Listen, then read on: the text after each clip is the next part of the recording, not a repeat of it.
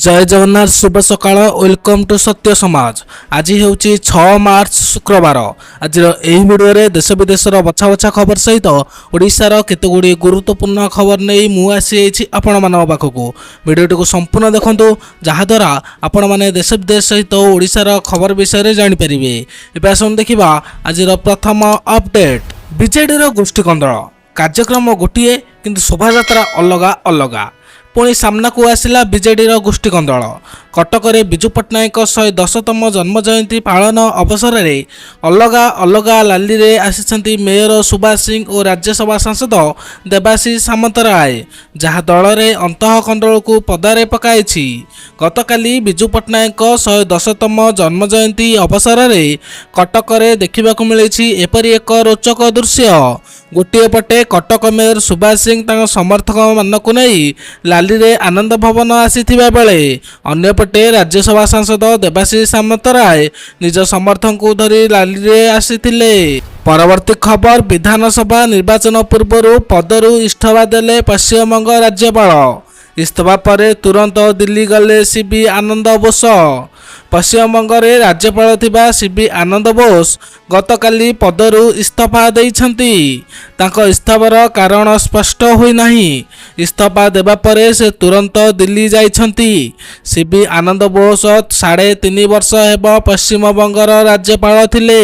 इस्तीफा देबा परे से जातीय गणमाध्यम को कहिछंती कि राजभवन रे से पर्याप्त समय बिताई सारिछंती। परवर्ती खबर, 5 दिन फसी रहा पर फेरिला वेस्टइंडिज दल। चलित टी20 विश्वकप विदाय नहीं भी कोलकाता रे गत 5 दिन धरी फसी रही वेस्टइंडिज दल स्वदेश फेरिबा नहीं पथ परिष्कार होईछि। खेलाड़ी निरापद प्रत्यावर्तन नहीं आईसीसी पक्षरु एक चार्टर्ड विमान व्यवस्था करा जिबा परे सेमानक प्रत्यावर्तन संभव होईछि।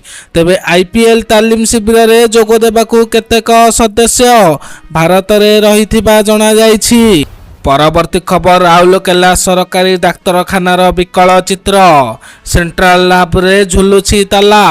राउरकेला सरकारी हॉस्पिटल विकल चित्र देखिबाकू मिलिछि।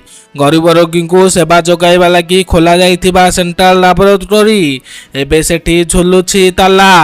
आउ खत खाउछि कोटी कोटी टंकार अत्याधुनिक जंत्रपाति। चिठी लिखि काम सारी देउछंती मेडिकल कर्तृपक्ष। सेपटे घरोई क्लिनिक भरोसा रही खर्चांत हेउछंती गरीब रोगी। परवर्ती खबर, बीएमसी रो नुआ पदक्षेप। दुर्नीति रोकिब क्यूआर कोड। राजस्व अर्थ बाटमारणा रोकबाकू ब्रह्मपुर महानगर निगमर नुआ पदक्षेप। बीएमसी दुकान गृह नहीं समस्त दुकानी को दिया जाइछि क्यूआर कोड, जेउथिरे व्यवसायी माने सीधासलख पेमेंट करि परिबे। ऑनलाइन कारोबार बढ़िया परे व्यवसायी माने ग्राहक ठारू क्यूआर कोड रे टंका ग्रहण करुथिले। एबे किंतु क्यूआर कोड माध्यम रे निजे भरिबे टंका। एबे दुकानी माने सीधासलख बीएमसी को निजर मासिक दुकान भड़ा दे पारिबे। या द्वारा दुर्नीति रोका जाइबो पारिबो बोली बीएमसी कहिछि। परवर्ती खबर, भारत पई आसिला खुशी खबर। हरमुज प्रणाली केवल अमेरिका, इस्राएल और यूरोप पई बंद रहिबो। भारत पई खुशी खबर आसिछि। तैल परिवहन और अन्य वाणिज्यिक परिवहन पर व्यवहार होउथिबा हमुर्ज प्रणाली केवल अमेरिका, इस्राएल, यूरोप और सेमानकर सहयोगी देश पई बंद रहिबो बोली ईरान पक्षरु घोषणा करा जाइछि।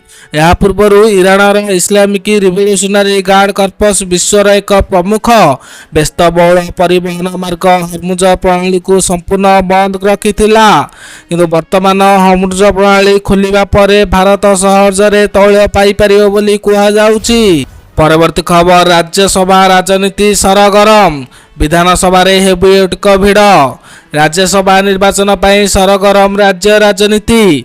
गतकाली थिला नामांकन दाखलर शेष दिन। विधानसभा परिसर रे देखिबाकु मिलिथिला हेवीवेट को भिड़।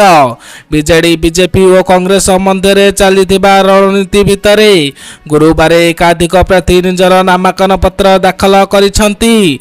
बीजेडी प्रार्थी भावे नामांकन भरिसंती संतृप्त मिश्र। सेपटे बीजेडी सुप्रीमो नवीन पट्टनायक एमपीसीसी सभापति भक्त दास को एकाठी बसिथिबार देखिबाकु मिलिथिला।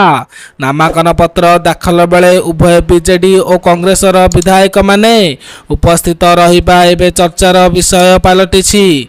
सेहीपरि राज्यसभा पई अन्यतम प्रार्थी भावे नामांकन भरिछंती विशिष्ट चिकित्सक डाक्टर दत्तेश्वर हुट्टा। बीजेडी और कांग्रेस पक्षरु मिलित प्रार्थी भावे से निजर दाबीदारी उपस्थापन करिछंती।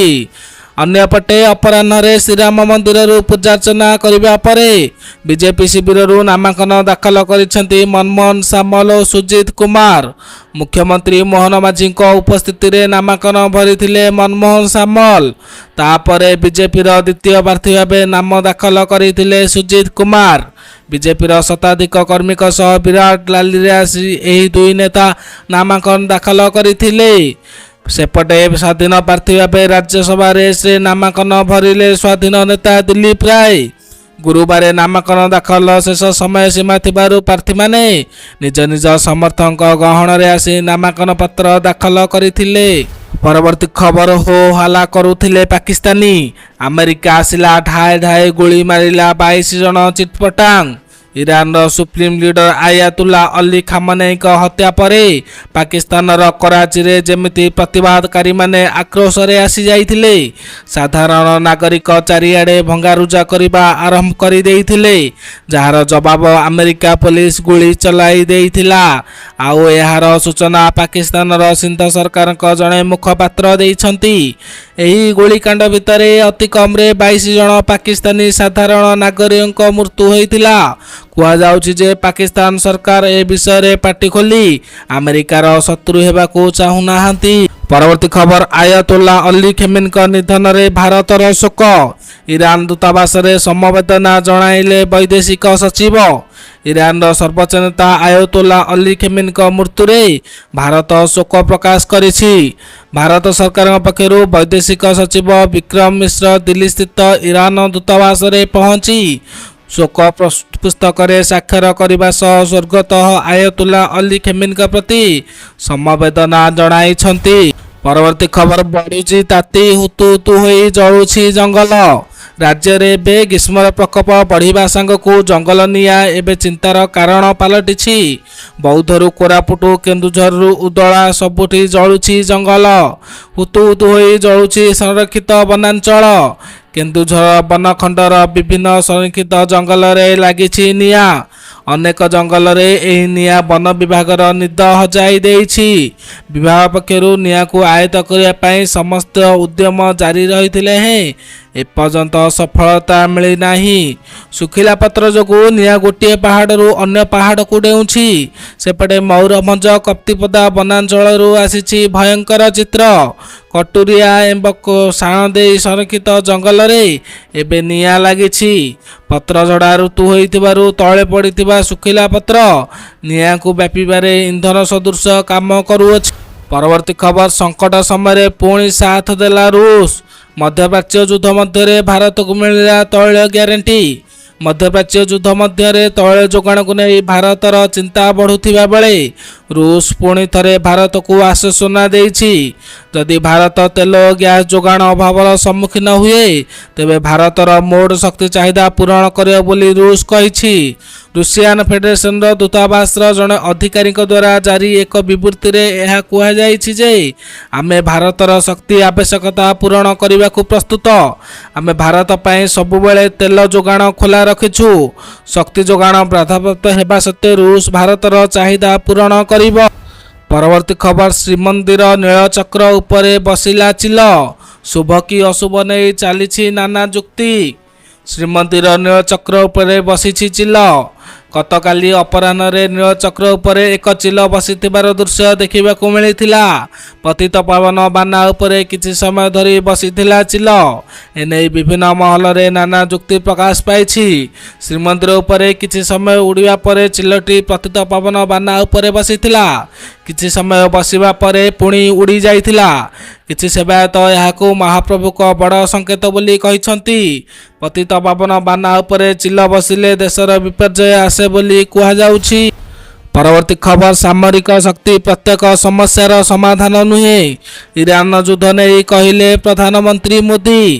ଇରାନ, ଆମେରିକା ଓ ଇସ୍ରାଏଲ ଯୁଦ୍ଧ ମଧ୍ୟରେ ପ୍ରଧାନମନ୍ତ୍ରୀ ନରେନ୍ଦ୍ର ମୋଦି ବିଶ୍ୱକୁ ଏକ ବାର୍ତ୍ତା ଦେଇଛନ୍ତି। ସେ କହିଛନ୍ତି କେବଳ ସାମରିକ ଶକ୍ତି ପ୍ରତ୍ୟେକ ସମସ୍ୟାର ସମାଧାନ କରିପାରିବ ନାହିଁ। ସେ ସ୍ପଷ୍ଟ କରିଥିଲେ ଯେ ସାମରିକ କାର୍ଯ୍ୟାନୁଷ୍ଠାନ ନୁହେଁ, ଶାନ୍ତି ଏବଂ ଆଲୋଚନା ହିଁ ଆଗକୁ ବଢ଼ିବାର ପଥ। ପ୍ରଧାନମନ୍ତ୍ରୀ ମୋଦି ରୁଷ ଏବଂ ୟୁକ୍ରେନ, ଇରାନ, ଆମେରିକା ଏବଂ ଇସ୍ରାଏଲ ମଧ୍ୟରେ ଚାଲିଥିବା ବିବାଦ ସମ୍ପର୍କରେ ଏଭଳି ବିବୃତ୍ତି ଦେଇଛନ୍ତି। ପ୍ରଧାନମନ୍ତ୍ରୀ କହିଛନ୍ତି ଯେ ନିୟମ କାନୁନ, ଆଲୋଚନା ତଥା କୂଟନୀତି ଯେକୌଣସି ବିବାଦର ସମାଧାନର ଏକମାତ୍ର ରାସ୍ତା। ଗୁରୁବାର ଦିନ ଦିଲ୍ଲୀରେ ଫିନଲାଣ୍ଡ ରାଷ୍ଟ୍ରପତି ଆଲେକ୍ଜାଣ୍ଡର ଷ୍ଟର୍ମଙ୍କ ସହ ଏକ ମିଳିତ ସାମ୍ବାଦିକ ସମ୍ମିଳନୀରେ ସେ ଏହି ବିବୃତ୍ତି ଦେଇଛନ୍ତି।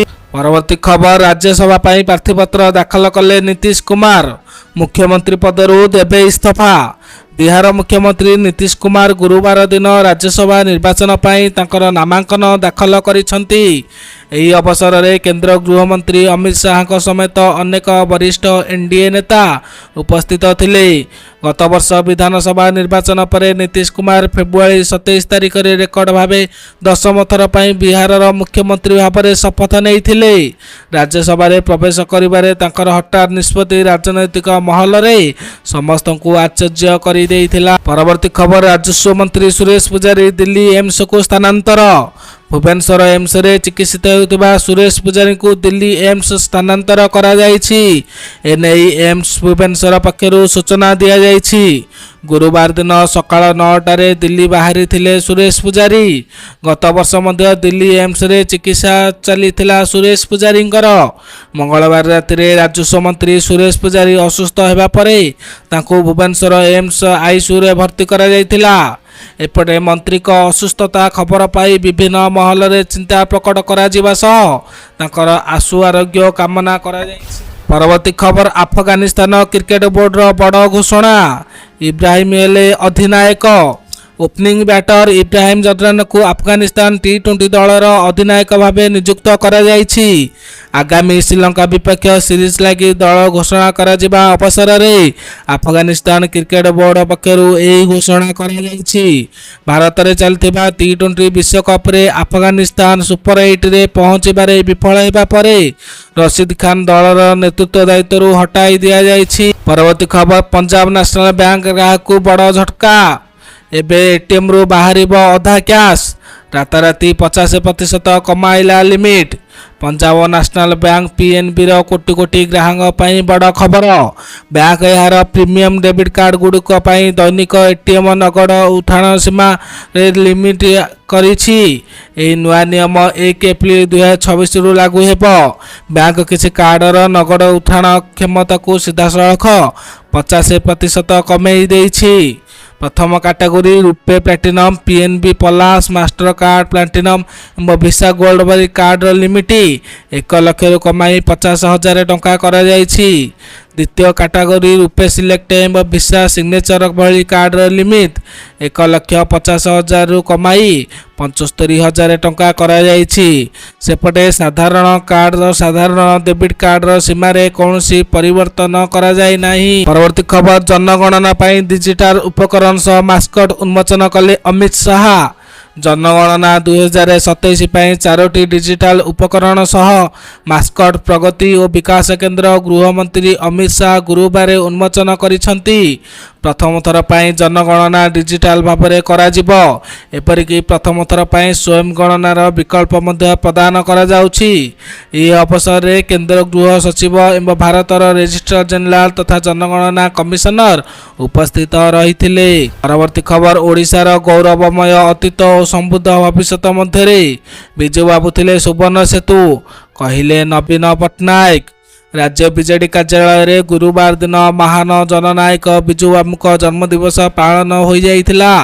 ଏହି ଅବସରରେ ପୂର୍ବତନ ମୁଖ୍ୟମନ୍ତ୍ରୀ ତଥା ବିରୋଧୀ ଦଳ ନେତା ନବୀନ ପଟ୍ଟନାୟକ ବିଜୁ ପଟ୍ଟନାୟକ ଫଟୋଚିତ୍ରରେ ପୁଷ୍ପମାଲ୍ୟ ଅର୍ପଣ ସହ ଶ୍ରଦ୍ଧାଞ୍ଜଳି ଜଣାଇଥିଲେ। ସେ ଏହି ଅବସରରେ କହିଛନ୍ତି, ବିଜୁବାବୁ ଥିଲେ ଓଡ଼ିଶାର ଗୌରବମୟ ଅତୀତ ଓ ସମୃଦ୍ଧ ଭବିଷ୍ୟତ ମଧ୍ୟରେ ସୁବର୍ଣ୍ଣ ସେତୁ। ସେ କେବଳ ଆମ ଅତୀତ ଗୌରବକୁ ନେଇ ଗର୍ବ କରୁନଥିଲେ, ଆମର ଉତ୍ତର ପିଢ଼ି ପାଇଁ ଏକ ସମୃଦ୍ଧ ଭବିଷ୍ୟତର ଯୋଜନା ମଧ୍ୟ କରିଥିଲେ। ବିଜୁବାବୁ କେବଳ ଜଣେ ରାଜନେତା ନଥିଲେ, ସେ ଓଡ଼ିଶାବାସୀଙ୍କ ଭାବାବେଗ ସହ ଜଡ଼ିତ ଥିଲେ। ଓଡ଼ିଆ ସ୍ୱାଭିମାନ ଥିଲା ତାଙ୍କର ସବୁଠାରୁ ବଡ଼ ଶକ୍ତି। ପରବର୍ତ୍ତୀ ଖବର, ଫାଇନାଲରେ ଭାରତ ବୃଥାରେ ଗଲା ବେଥେଲଙ୍କ ଶତକ, ଇଂଲଣ୍ଡ ଠାରୁ ବଦଲା ନେଲା ଭାରତ। ଭାରତକୁ ଟକ୍କର ଦେବାରେ ବିଫଳ ହେଲା ଇଂଲଣ୍ଡ। ଶତ ପ୍ରଚେଷ୍ଟା ପରେ ବି ଫେଲ୍ ମାରିଲା ଇଂଲଣ୍ଡର ରଣନୀତି। ଫାଇନାଲ ଟ୍ରଫି ହାତେଇବା ଆଶା ମଉଳିଲା।